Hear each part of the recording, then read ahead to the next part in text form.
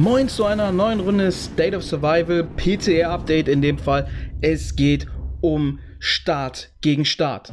Denn, wie ihr hier seht, es sieht erstmal gar nicht nach einer Änderung aus. Wir haben Facility 1 mit 1200 Punkten, Facility 2 mit 900, Facility 3 mit 900 und Facility 4 mit 600 und 4200 in der Mitte. Aber wir haben einige Änderungen.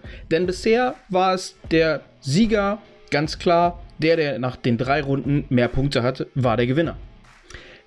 Das, was wir jetzt gerade testen, ist, dass wenn ein Start 2 von 3 Runden gewonnen hat, der Sieger ist. Das heißt, die Comeback-Siege in der letzten Runde werden unterbunden, denn höchstwahrscheinlich, bisher war es meistens so, dass ein Start definitiv deutlich dominiert hat und 2 Runden gewinnen konnte und er sich gegebenenfalls in der 3. Runde hat hängen lassen, Main Rally Leads aufgehört haben zu spielen an dem Tag und man plötzlich einen Comeback-Sieg hat. Das wird dann nicht mehr möglich sein, denn 2 aus 3 Runden müssen nur gewonnen werden. Und eine weitere Änderung, die Punktevergabe pro Gebäude wird sich jede Runde ändern, zeige ich euch gleich. Die dritte Änderung sollen Schutzmechanismen während Start gegen Start sein. Es soll eine höhere Krankenhauskapazität geben, der Heal Buff soll da sein, gehe ich jetzt genau drauf ein.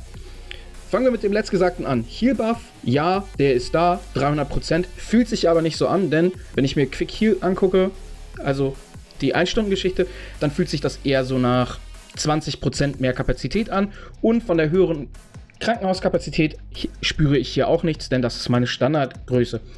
Das muss dringend nochmal geprüft werden und getestet werden, daher gehe ich nicht davon aus, dass das jetzt am Wochenende schon live geht, aber wir werden es sehen. Wir haben ja erst Montag, das heißt Mittwoch oder Donnerstag kann dieses Update urplötzlich noch durchkommen. Gehen wir jetzt weiter zu den Punkten. Es wurde gesagt, es gibt weitere Änderungen, 2 von 3 Runden. Naja, das kennen wir haben 3 Runden. Aber der zweite Punkt, der genannt wurde, war, die Punktevergabe ändert sich. Ihr seht hier 600, 900, 900, 1200. Das heißt, in Summe sind es 3600, die an den Festungen vergeben werden und 4200 beim Capital oder der Hauptstadt. Bei Runde 2 ändert sich das direkt massiv, denn es gibt plötzlich 4200 Punkte in Summe zu vergeben außerhalb der Hauptstadt, nämlich 2x300 und 2x1800 Punkte. Das bedeutet, habt ihr 2 super starke Allianzen, werdet ihr gucken, dass ihr Facility 1 und Facility 2 bzw. Festung 1 und 2 besetzt. Runde 3 hat plötzlich nämlich nur noch 3 Festungen und alle geben gleich viel, 1500. Das wird aber der Fall nur sein, wenn Runde 1 der eine Staat und Runde 2 der andere Staat gewonnen hat. Sonst ist das Thema an der Stelle eigentlich beendet. Eine weitere krasse Änderung, die gar nicht so erwähnt wurde, ist die Free-for-All-Stage.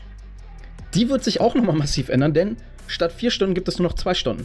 Das ist eine richtig krasse Änderung. Was dazu kommt, ist, dass ihr demnächst 500 Tickets habt, um bei eurer Allianz zu helfen, statt den 100. Wir hatten ursprünglich mal nur 10, dann gab es 100, jetzt gibt es 500 sogar. Und eine tolle Änderung, die Kosten für die Revival Kits sind günstiger geworden, denn jeder Kauf von dem Revival Kit, also 1%, kostet euch nur noch 50 Biocaps. Ihr könnt maximal 10 kaufen. Das bedeutet, ihr bekommt 10% eurer Truppen wieder darüber für 500 Biocaps. Das ist eine tolle Änderung. Alles andere, ich weiß nicht, ob ich ein Fan davon bin. Wir werden es sehen. Lasst uns überraschen, wann das wirklich live kommt und ob es in der Form live kommt, weil es gibt noch einiges anzupassen bzw. zu prüfen.